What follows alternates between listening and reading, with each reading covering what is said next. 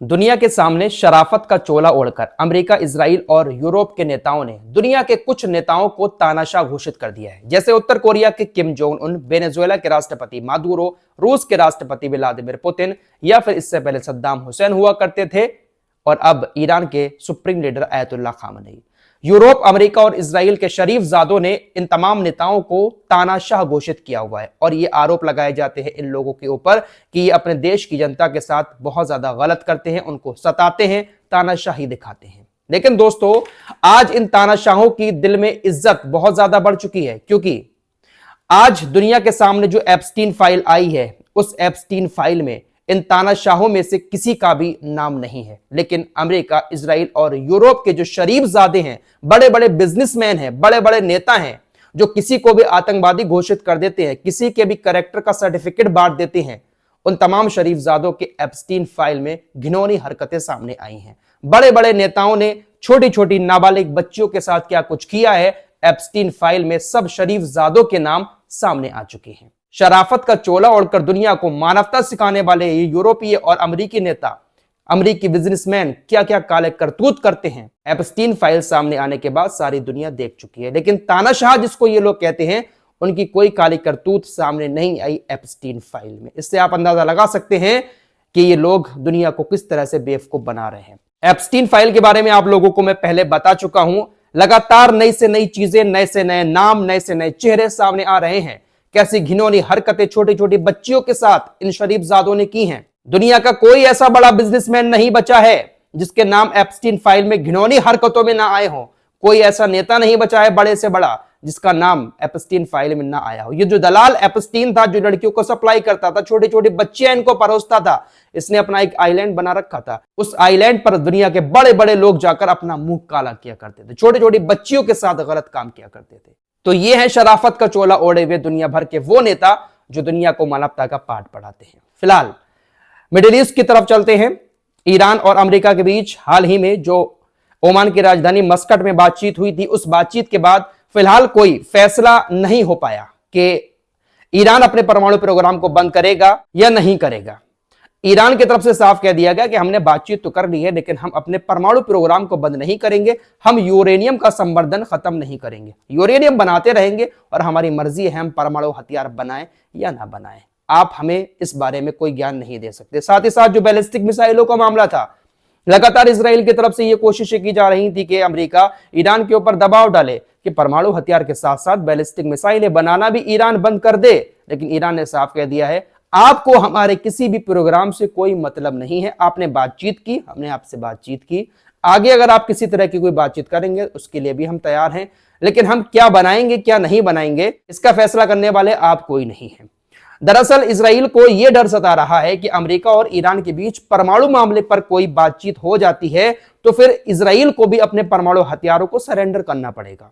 Iran America के सामने ये बात रख रहा है कि आप हमसे तो कह रहे हैं कि आप अपने परमाणु प्रोग्राम को बंद कर दो, चलिए हम बंद कर देंगे, यूरेनियम का संबंधन नहीं करेंगे, लेकिन इजराइल को भी अपने सारे परमाणु ठिकानों की जानकारी दुनिया को देनी होगी और एक जगह पर सरेंडर करना होगा।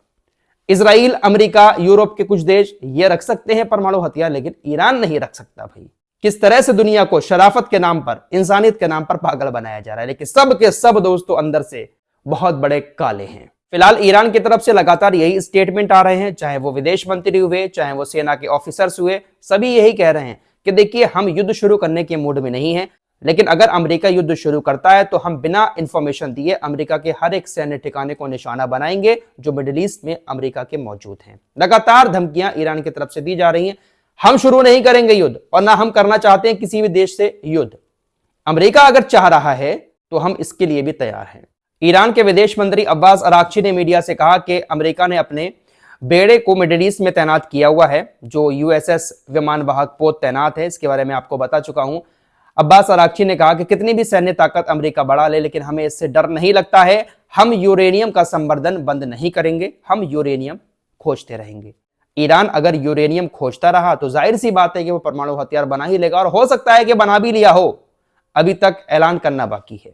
फिलहाल इजराइल का प्रधानमंत्री नेतन्याहू एक बार फिर से अमेरिकी दौरे पर जा रहा है। डोनाल्ड ट्रंप से मुलाकात करके इस बात के लिए उसको बहलाने की कोशिश करेगा कि देखिए आप जोर दे ईरान के ऊपर कि ईरान अपना मिसाइल प्रोग्राम बंद कर दे। नेतन्याहू को ईरान के मिसाइलों से बहुत ज्यादा डर है। और दोस्तों, हो सकता है कि इसके अमेरिकी दौरे के बाद मिडिल ईस्ट में कोई हलचल तेज हो जाए। हो सकता है कि ईरान के ऊपर अमेरिका हमला भी कर दे, क्योंकि नेतन्याहू जब जब डोनाल्ड ट्रंप से मुलाकात करता है तो किसी ना किसी मामले को लेकर उसको फुसलाता ही है।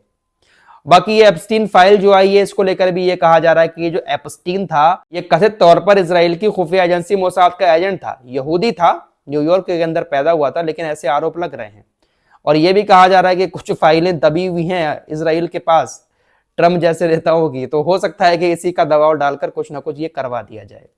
फिलहाल ये जो शरीफजादे हैं, दुनिया के बड़े बड़े नेता, सबके काले चिट्टे दुनिया के सामने आ रहे हैं। चलिए पाकिस्तान की थोड़ी सी बात कर लेते हैं, उसके बाद गाजा से एक अपडेट है वो भी आपको देंगे। पाकिस्तान की खबर आपको लास्ट वीडियो में बता चुका हूं। एक मस्जिद में जुमे के दिन ब्लास्ट हुआ था, 70 लोगों की उसमें मौत हुई है, 150 से ज्यादा लोग घायल हो गए। अब इस हमले की जिम्मेदारी आईएसआईएस ने ली है।